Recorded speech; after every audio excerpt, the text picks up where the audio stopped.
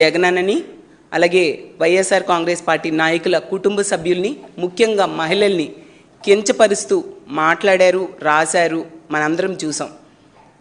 దీన్ని మేము తీవ్రంగా ఖండిస్తూ ఉన్నాం. 3 రోజులైంది మేము శాంతియుతంగా నిరసనలు తెలియజేస్తూ ఉన్నాం. అవి తప్పుడు వ్యాఖ్యలు.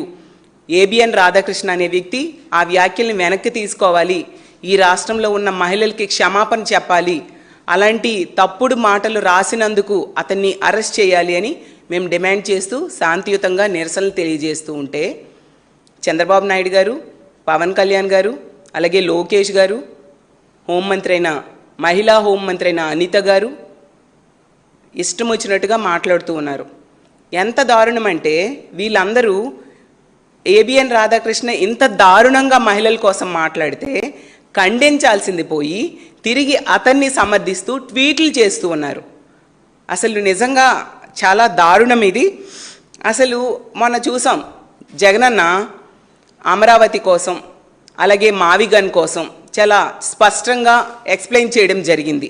ఈ రాష్ట్ర ప్రజలకు వివరించారు.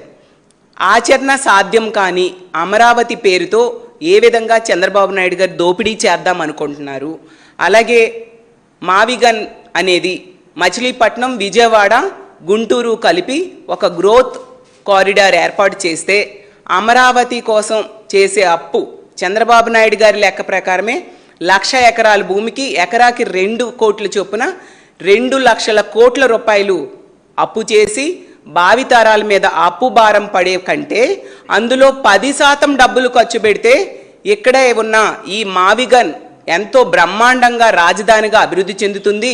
ఎయిర్ కనెక్టివిటీ ఉంది, అలాగే సీ కనెక్టివిటీ ఉంది, పోర్ట్ ఉంది, అలాగే తీసుకుంటే రోడ్ కనెక్టివిటీ, విశాలమైన హైవే రోడ్స్ ఉన్నాయి అని చెప్పి ఒక మంచి ప్రతిపాదన చేశారు. దాని మీద ఈ రాష్ట్రంలో ఉన్న ప్రజలందరూ కూడా చర్చ మొదలైంది. నిజమే కదా, జగన్ గారు చాలా కరెక్ట్ అయిన పాయింట్ చెప్పారు. చంద్రబాబు నాయుడు గారు ఇంత అవినీతి చేస్తున్నారు, అమరావతి పేరుతో ఇంత దోపిడీకి ప్లాన్ చేస్తున్నారని ప్రజలందరూ ఈరోజు చర్చించుకుంటూ ఉన్నారు. ఎందుకంటే కేవలం మౌలిక వసతుల కోసమే 2 లక్షల కోట్లు ఖర్చు పెడితే ఇంకా నిర్మాణాల కోసమైతే స్క్వేర్ ఫీట్కి 14,000 వీళ్ళు కోట్ చేస్తూ ఉంటే దేశ రాజధాని ఢిల్లీ లాంటి ప్రాంతంలోనే స్క్వేర్ ఫీట్ 4,000కే అక్కడ నిర్మాణం జరుగుతూ ఉంటే ఇక్కడ అన్ని వస్తువులు, నీరు, కరెంటు, ఇసుక అన్నీ ఫ్రీగా ఇస్తూ అంత ఎక్కువ 14,000 కోట్ చేస్తూ ఉన్నారంటే మిగతా 10,000 ఎవరి జోబుల్లోకి వెళ్తున్నాయి అనేది రాష్ట్ర ప్రజలకు స్పష్టంగా అర్థమైంది. చంద్రబాబు నాయుడు గారికి కూడా అర్థమైంది ఏంటంటే జగనన్న చేసిన ఈ ప్రతిపాదన వలన ఈ రాష్ట్ర ప్రజల్లో చంద్రబాబు నాయుడు గారి మీద తీవ్రమైన వ్యతిరేకత వచ్చింది. అలాగే అతను అమరావతి పేరుతో చేస్తున్న దోపిడీని కూడా రాష్ట్ర ప్రజలు అర్థం చేసుకున్నారు అని భయం మొదలయ్యి తన అనుకూల మీడియా ద్వారా ఈరోజు మా వైఎస్ఆర్ కాంగ్రెస్ పార్టీ నాయకుల్ని, వాళ్ళ కుటుంబ సభ్యుల్ని వ్యక్తిత్వ హననం చేస్తూ ఉండే పరిస్థితి మనకు అర్థమవుతుంది. వీళ్ళు సమర్థించడం ద్వారా అర్థమైంది ఏంటంటే ఏబిఎన్ రాధాకృష్ణ చేసిన వ్యాఖ్యలు ఏదో యాదృచ్ఛికంగా చేసిన వ్యాఖ్యలు కాదు, అవి ఒక ప్లాన్ ప్రకారం చంద్రబాబు నాయుడు గారి ప్లాన్ ప్రకారమే చేశారనే విషయం స్పష్టంగా అర్థమవుతుంది. జగనన్న ఏ రోజైతే మావిగన్ అనే ఒక గ్రోత్ కారిడార్ గురించి చెప్పారో వెంటనే వాళ్ళ అనుకూల మీడియా ద్వారా ఇష్టం వచ్చినట్టుగా మాట్లాడించడమే కాకుండా హోంమంత్రి అయిన అనిత గారు అవ్వచ్చు, పట్టాభి అవ్వచ్చు, ఇష్టమైన తిట్లు తీడుతూ చాలా దారుణంగా అనుచిత వ్యాఖ్యలు చేయడం మనందరము చూసాం. ఇలాంటి మాటల్ని చూసి భరించలేక ఆత్మాభిమానం దెబ్బతిని మా పార్టీ నాయకులు ఎవరైనా రెస్పాండ్ అయితే వాళ్ళని టార్గెట్ చేస్తూ వాళ్ళ మీద ఒక ముద్ర వేసేసి వాళ్ళు మావిగన్ అనే పదం మాట్లాడకుండా అలాగే దాని గురించి ఆలోచించకుండా వ్యాఖ్యానించకుండా ఉండేట్టుగా చేయడం కోసం పథకం ప్రకారం కుట్ర పన్నుతూ ఉండే పరిస్థితి మనం చూసాం. కానీ మా వైఎస్ఆర్ కాంగ్రెస్ పార్టీ నాయకులకి ఆత్మాభిమానం ఉంది. మీరు అంత దారుణంగా మమ్మల్ని అనుచిత వ్యాఖ్యలు చేస్తూ ఉంటే చూస్తూ ఊరుకోం, కానీ శాంతియుతంగా నిరసన తెలియజేశారు. ఇంత దారుణంగా ఇంత జుగుత్సాకరమైన వ్యాఖ్యలు మహిళల కోసం మాట్లాడడాన్ని మీరు ఎలా సమర్థిస్తూ ఉన్నారు? దాన్ని అది తప్పు అని చెప్పి మా పార్టీ నాయకులు హైదరాబాద్లో శాంతియుతంగా నిరసన తెలియజేస్తే మా ఎంపీలు అవ్వచ్చు, ఎమ్మెల్యేలు అవ్వచ్చు, మాజీ మంత్రులు అలాగే ఎమ్మెల్సీలు అందరూ వెళ్ళి శాంతియుతంగా నిరసన తెలియజేస్తే దాన్ని ఈరోజు దాడిగా చిత్రీకరిస్తున్నారు చంద్రబాబు నాయుడు గారు. ఎంత దారుణం! అసలు మనం ప్రజాస్వామ్య దేశంలో ఉన్నామా లేదా? ప్రజాస్వామ్యంలో శాంతియుతంగా నిరసన తెలియజేసుకునే హక్కు ప్రజలకి లేదా అని నేను అడుగుతూ ఉన్నాను. చంద్రబాబు నాయుడు గారు అంటారు ఎంత దారుణంగా సపోర్ట్ చేస్తూ ఉన్నారంటే, ఒక ముఖ్యమంత్రి స్థాయిలో ఉన్న వ్యక్తి, ఒక 75 ఏళ్ళ వయసు ఉన్న వ్యక్తి ఇంత తప్పుడు వ్యాఖ్యలు ఏబిఎన్ రాధాకృష్ణ మాట్లాడితే దాన్ని సమర్థిస్తూ ఇదంట ఎడిటోరియల్ అంట, సంపాదకీయంలో భాగము అంట. అసలు సంపాదకీయం అంటే కూడా మీకు తెలియదా చంద్రబాబు నాయుడు గారు అని నేను అడుగుతూ ఉన్నాను. అసలు సంపాదకీయంలో అసలు జర్నలిస్టులు అనేవాళ్ళు ఎంతో విజ్ఞతతో రాయాలి, అలాగే విజ్ఞానం అందించేట్టుగా, ప్రజలకి విజ్ఞానం అందించేట్టుగా రాయాలి తప్ప ఇలా పడని పార్టీ నాయకుల కుటుంబ సభ్యుల్ని, ముఖ్యంగా మహిళల్ని వ్యక్తిత్వ హననం చేస్తూ ఇంత దారుణంగా దిగజారుస్తూ మాట్లాడి మీరు రాస్తే దాన్ని మీరు ఎలా సమర్థిస్తున్నారు చంద్రబాబు నాయుడు గారే నేను అడుగుతున్నాను. మా పార్టీ నాయకులు జగనన్న చెప్తేనంట వాళ్ళ భార్యల్ని చెల్లెలు అనుకొని వాళ్ళకి వేరే పెళ్ళిళ్ళు చేయడం అనేదంట సంపాదకీయమంట. అసలు ఈ మాట సంపాదకీయము, ఇలాంటి జుగుత్సాకరమైన వ్యాఖ్యల్ని సంపాదకీయం అంటూ మీరు సమర్థిస్తూ ఉంటే ఇందులో న్యాయం ఉందా? అసలు ఇది ఎంత దుర్మార్గం అంటే, మీరు రాజకీయం కోసం దేనికైనా దిగజారిపోయి ఎలాంటి తప్పుడు వ్యాఖ్యలైనా మీరు సమర్థిస్తారా అని నేను అడుగుతూ ఉన్నాను. అలాగే తీసుకుంటే శాంతియుతంగా మా పార్టీ నాయకులు ధర్నా చేస్తే దాన్ని దాడిగా చిత్రీకరిస్తూ దాన్ని ఏబిఎన్ రాధాకృష్ణ చేసిన వ్యాఖ్యల్ని, అలాగే వీళ్ళు పథకం ప్రకారం చేసిన కుట్రని సమర్థించుకోవడానికి ప్రయత్నిస్తూ ఉండే పరిస్థితి. దాడి అంటే ఏంటి? ఆ రోజు సాక్షిలో మా పార్టీకి కానీ సాక్షికి కానీ సంబంధం లేని వ్యక్తి ఏదో ఒక మాట అంటే సాక్షి ఆఫీసుల్ని దాడి చేయడం, తగలబెట్టడానికి ప్రయత్నించారు, మనందరము చూసాం. అలాగే డెక్కన్ క్రానికల్ ఆఫీసులను కూడా తగలబెట్టిన పరిస్థితి మనం చూసాం. దానిని దాడి అంటారు. శాంతియుతంగా నిరసన తెలియజేసిన దాన్ని దాడి అని ఎలా మాట్లాడుతున్నారు అంటే, మీ ఎల్లో మీడియా చేసిన అనుచిత వ్యాఖ్యల్ని సమర్థించుకుంటూ ఈ విధంగా కప్పిపుచ్చుకోవడానికి మీరు ప్రయత్నిస్తూ ఉన్నారు. మాట్లాడితే చంద్రబాబు నాయుడు గారు అంటూ ఉంటారు, జగనన్న కుటుంబ సభ్యుల గురించి మాట్లాడుతూ ఉంటారు. అసలు ఆ మాట అనే అర్హత మీకు ఉందా చంద్రబాబు నాయుడు గారు అని నేను అడుగుతూ ఉన్నాను. ఎందుకంటే మీ ఇంట్లో కూడా కుటుంబ సభ్యులు ఉన్నారు కదా. తల్లి చెల్లి గురించి మాట్లాడితే మీరు మాట్లాడి ప్రజల్ని పక్కదోవ పట్టించడానికి ప్రయత్నిస్తూ ఉన్నారు. మరి మీ హెరిటేజ్ షేర్స్లో మీ అక్క చెల్లెమ్మలకి ఎన్ని షేర్స్ ఇచ్చారు చంద్రబాబు నాయుడు గారు? ఇది మేము చాలాసార్లు మేము అడిగాం, మీరు సమాధానం ఎందుకు చెప్పట్లేదు? అలాగే మీకున్న కోట్ల ఆస్తుల్లో మీ చెల్లెమ్మలకు ఎంత ఆస్తి మీరు రాసి ఇచ్చారు? అలాగే మీ చెల్లెళ్ళకి ఒక పండక్కో పబ్బంకో ఇంటికి పిలిచి ఎన్నిసార్లు భోజనం పెట్టారు, ఎన్నిసార్లు చీరలు పెట్టారు? మీరు అసలు మీ చెల్లెళ్ళకి ఏమి చూశారు? మీరు ఏ అర్హతతో జగనన్న కుటుంబ సభ్యుల గురించి అంత దిగజారిపోయి మాట్లాడుతూ ఉన్నారు అనేసి నేను అడుగుతూ ఉన్నాను. అసలు ఏమంటే పత్రికా స్వేచ్ఛపై దాడి అని మాట్లాడుతూ ఉన్నారు. అసలు అక్కడ దాడి జరగకుండా శాంతియుత నిరసన జరిగింది. అసలు మీరు చేస్తూ ఉన్నారు, ఈ ఏబిఎన్ రాధాకృష్ణ అనే వ్యక్తి చేస్తూ ఉన్నాడు. పత్రికా స్వేచ్ఛ పేరుతో మహిళల తాలూకా వ్యక్తిత్వ హననం చేస్తున్నాడు. అతనికి ఈరోజు మీరు అరెస్ట్ చేయాల్సింది పోయి, అతనితో క్షమాపణ చెప్పించాల్సింది పోయి, తిరిగి అతన్ని సమర్థించడం ఎంతవరకు సమంజసమని నేను అడుగుతూ ఉన్నాను. అలాగే మంత్రి లోకేష్ గారు అంటారు, ఎవరి జగనన్న కళ్ళల్లో ఆనందం కోసమంట మా పార్టీ నాయకులేమో ఇలా చేయడం జరిగింది అని మాట్లాడుతూ ఉన్నారు. నేను ఒకటే అడుగుతున్నాను, ఏబిఎన్ రాధాకృష్ణ గారు ఎవరి కళ్ళల్లో ఆనందం కోసం ఈ విధంగా మా పార్టీలో ఉన్న నాయకుల కుటుంబ సభ్యుల్ని, మహిళల్ని వ్యక్తిత్వ హననం చేశారు? మీ కళ్ళల్లో ఆనందం కోసమా లోకేష్ గారు, లేదా మీ తండ్రి గారైన చంద్రబాబు నాయుడు గారి కళ్ళల్లో ఆనందం కోసమా ఇంత దిగజారిపోయి చేశారు? లేదంటే అతనికి వైజాగ్లో మీ నాన్నగారైన చంద్రబాబు నాయుడు గారు అతని పత్రికకి అడ్డుగోలుగా స్థలం కేటాయించారు కదా. అలాగే తీసుకుంటే విజయవాడలో అతని పవర్ ప్లాంట్ కోసము విజయవాడలో వరదలకు కారణమైంది ఆ పవర్ ప్లాంట్. ఎందుకంటే ఆ పవర్ ప్లాంట్ కోసం ఆ రోజు వరదలు వచ్చినప్పుడు వాటిని దారి మళ్లించడం వల్ల విజయవాడ నగరమే మునిగిపోయే పరిస్థితి వచ్చింది. అయినా అనుమతులు కొనసాగించారు. అందుకోసమా అతను మీ కళ్ళల్లో ఆనందం కోసం ఇంత దిగజారుడు వ్యాఖ్యలు, నీచపు వ్యాఖ్యలు చేస్తే మీరు సమర్థిస్తూ ఉన్నారు? ఇప్పుడు మీరు సమర్థించడానికి రాధాకృష్ణ కళ్ళల్లో ఆనందం కోసమా అని మిమ్మల్ని అడుగుతూ ఉన్నాను.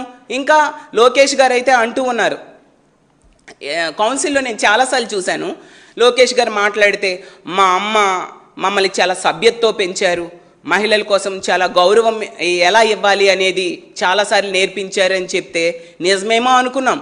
మరి మహిళల గురించి ఎంత నీచంగా ఏబిఎన్ రాధాకృష్ణ మాట్లాడితే మీరెందుకు ఖండించలేదు? ఇదేనా మీ అమ్మగారు మీకు నేర్పించిన సంస్కారము, సభ్యత అని నేను అడుగుతూ ఉన్నాను. లేదా ఒక పని చేయండి, ఎంత దారుణంగా ఎదురుపాటి నాయకుల భార్యల కోసం ఏబిఎన్ రాధాకృష్ణ రాశాడమ్మా, ఇది తప్పా కరెక్ట్ అని మీ అమ్మగారిని అడగండి, ఆవిడే చెప్తారు ఏబిఎన్ రాధాకృష్ణ అలా రాసినందుకు చెప్పుతో కొట్టమనేసి. అంత దారుణంగా వాళ్ళ వ్యక్తిత్వ హననం చేస్తూ అతను రాస్తే సమర్థించడానికి మీకు మనసు ఎలా వచ్చింది అని నేను అడుగుతూ ఉన్నాను. మళ్ళీ లోకేష్ గారు అంటారు ఆంధ్రజ్యోతికి సాక్షికి, ఆంధ్రజ్యోతి నుంచి సాక్షికి ఎంత దూరము, సాక్షి నుంచి ఆంధ్రజ్యోతికి అంతే దూరము అనేసి మాట్లాడుతున్నారు. అసలు మీరు ఒక మంత్రి స్థానంలో ఉండి బాధ్యత మరిచిపోయి ఒక చిన్న పిల్లల ఇలాంటి మాటలు మాట్లాడడం ఎంతవరకు సమంజసం? ఇంత బాధ్యత మరిచి మాట్లాడడంతో మీకు అసలు ఆ మంత్రి పదవికి మీరు అర్హులా అని నేను అడుగుతూ ఉన్నాను. అంటే ఆ రోజు తీసుకుంటే ఇంతగా ఆడవాళ్ళ గురించి కామెంట్స్ చేస్తే మీరు ఖండించట్లేదు సరికదా, లేకపోతే కామ్గా ఉండండి, అంతేగాని ఇంత దారుణంగా వాళ్ళని సమర్థించడం ఏంటి? ఇది మీకు అన్యాయం అనిపించలేదా? మీ ఇంట్లో కూడా ఆడవాళ్ళు ఉన్నారు కదా, మీ పార్టీలో కూడా ఆడవాళ్ళు ఉన్నారు కదా. అలాగే తీసుకుంటే పవన్ కళ్యాణ్ గారు చెప్తారంట, ఇది ఏబిఎన్ రాధాకృష్ణ వ్యాఖ్యలంట విశ్లేషణలో భాగంగా ఈ విధంగా రాశారట. పవన్ కళ్యాణ్ గారికి నేను ఒకటే అడుగుతున్నాను, రాజకీయం కోసం, పదవుల కోసం ఇంత మనసు చంపుకొని మీరు వ్యవహరించడం అవసరమా? ఇంత మీ ఆత్మని చంపుకొని ట్వీట్స్ చేయడం, మాట్లాడడం అవసరమా అని నేను అడుగుతూ ఉన్నాను. ఆ రోజు ఇదే ఏబిఎన్ పేపర్లో, ఈ ఆంధ్రజ్యోతి పేపర్లో మీ తల్లి గారి కోసం, భార్య కోసం దారుణమైన వ్యాఖ్యలు చేశారని మీరు ఎంత దారుణంగా దాన్ని తిట్టారు. ఆ రోజు ఏబిఎన్ రాధాకృష్ణ గారి తాలూకా భార్యని, అలాగే తల్లి ఫోటోలు పెట్టి మీరు ట్వీట్ చేస్తూ పెట్టిన తిట్లు మీరు మర్చిపోవచ్చు, కానీ ఈ రాష్ట్ర ప్రజలు ఎవరూ మర్చిపోలేదు, ముఖ్యంగా గూగుల్ అనేది మర్చిపోలేదు. ఈ రోజు కూడా అందరికీ తెలుసు, మీరు మీ రాజకీయ పదవుల కోసం మీ స్టాండ్ మార్చేస్తూ ఇలా తప్పుడు వ్యాఖ్యలు చేసినా కూడా సమర్థించవచ్చు, కానీ ప్రజలు మిమ్మల్ని క్షమించరు పవన్ కళ్యాణ్ గారు అని తెలియజేస్తూ ఉన్నాను. అలాగే తీసుకుంటే హోంమంత్రి అనిత గారు, నిజంగా ఆవిడ మొన్న టీవీ డిబేట్లో ఇందులో ఆవిడ మాట్లాడుతూ జగన్ గారు ఏం చెప్తే అది చేస్తారు, నంది అంటే నంది అంటారు, పంది అంటే పంది అంటారు అంటూ, అందువలన ఇతను అన్నది తప్పు లేదు అంటూ నిస్సిగ్గుగా ఆవిడ సమర్థిస్తున్నారు. అమ్మ హోంమంత్రి గారు, మీరు హోంమంత్రి అనే విషయాన్ని పక్కన పెట్టండి, మీరు ఒక మహిళ కదా, ఆ విషయం కూడా మర్చిపోయారా? ఈ అనిత అనే ఆవిడ హోంమంత్రి పదవికి అనర్హురాలని ఎప్పుడో ప్రూవ్ అయింది. ఆవిడ ఆ పదవికి ఎప్పుడూ న్యాయం చేయలేదు. కనీసం మహిళగానైనా ఆ వ్యాఖ్యల్ని ఖండించాల్సిన బాధ్యత మీ మీద లేదా? ఆవిడ ఎంత దారుణంగా జగనన్న కుటుంబ సభ్యుల గురించి తల్లి చెల్లి అంటూ మాట్లాడుతున్నారు. మరి మీరు అడగాలి కదా మీ చంద్రబాబు నాయుడు గారిని కూడా, మీ చెల్లికి ఎంత ఆస్తులు ఇచ్చారు, మీ హెరిటేజ్లో షేర్స్ ఎన్ని ఇచ్చారు, మీ కుటుంబంలో పండగలు అయినప్పుడు, పెళ్ళిళ్ళు అయినప్పుడు ఇంటికి పేల్చి చీరైనా పెట్టారా, ఒక ముద్ద భోజనమైనా పెట్టారా అని మీరు అడగాలి కదా. మరి ఎందుకు అడగట్లేదు మీరు? అంటే మీకు ఈ పదవి ఇచ్చింది మా జగనన్నకు తిట్టడం కోసమా? అలా అయితే ఈ వ్యాఖ్యలే మీకు ఒకటే అడుగుతున్నాను, మీ పార్టీ నాయకుల గురించి మాట్లాడితే మీరు సమర్థిస్తారా? మరి మీ పార్టీలో కూడా చంద్రబాబు నాయుడు గారు కూర్చోమంటే కూర్చుంటున్నారు, నిల్చోమంటే నిల్చున్నారు. ఆ రోజు తీసుకుంటే మోడీ గారిని తిట్టినప్పుడు, మోడీ గారిని చంద్రబాబు నాయుడు గారు తిడితే నాయకులందరూ తిట్టారు. ఈరోజు మోడీ గారిని పొగుడుతూ ఉంటే నాయకులందరూ పొగుడుతూ ఉన్నారు. అలాగే ప్రత్యేక హోదా విషయంలో, ప్రత్యేక హోదా వద్దు అంటే నాయకులందరూ వద్దు అంటారు, కావాలి అంటే కావాలి అంటారు. రాష్ట్ర విభజన సమయంలో కూడా చంద్రబాబు నాయుడు గారు ప్రతిసారి కూడా యూటర్న్ తీసుకుంటూ ఉండడం అలవాటు. అన్నింటిని కూడా మీ పార్టీ నాయకులు వెనక తానా తందానా అంటూ భజన చేశారు కదా. మరి ఇదే వ్యాఖ్యలు మీ పార్టీలోని నాయకుల ఇళ్లల్లో ఉన్న మహిళల కోసం మాట్లాడితే కరెక్టా? మేము అలా మాట్లాడుతున్నామా? మాకు సభ్యత ఉంది, సంస్కారం ఉంది కాబట్టి మేము మాట్లాడలేదు. మీకు అది లేదు కాబట్టి ఈరోజు ఇంత దిగజారిపోయి మీరు మాట్లాడుతూ ఉండే పరిస్థితి. నిజంగా మీరు ఒక మహిళ, దీన్ని ఖండించాలి. అలాగే తీసుకుంటే ఇలాంటి అనిత లాంటి వ్యక్తి ఈరోజు హోంమంత్రిగా ఉండడం మహిళల ఆత్మగౌరవం ఈ ఆంధ్రప్రదేశ్ రాష్ట్రంలో ఎంత ప్రమాదకరమైన స్థాయిలో ఉందో అర్థమవుతుంది. ఎందుకంటే ఇలాంటి నీచపు వ్యాఖ్యల్ని ఆవిడ సమర్థించడం ద్వారా ఆవిడ మహిళా లోకానికే ఒక కలంకం తెచ్చారని తెలియజేస్తూ ఉన్నాను. నిజంగా ఇది చాలా సిగ్గుచేటు.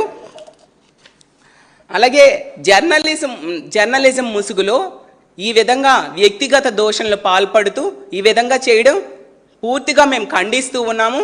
నిజం చెప్పాలంటే దీని మీద ఖచ్చితంగా రాధాకృష్ణ అనే వ్యక్తి క్షమాపణ చెప్పేంత వరకు కూడా మా పార్టీ శాంతియుతంగా నిరసనలు తెలియజేస్తూ ఉంటాము. అతను అరెస్ట్ చేయాలి.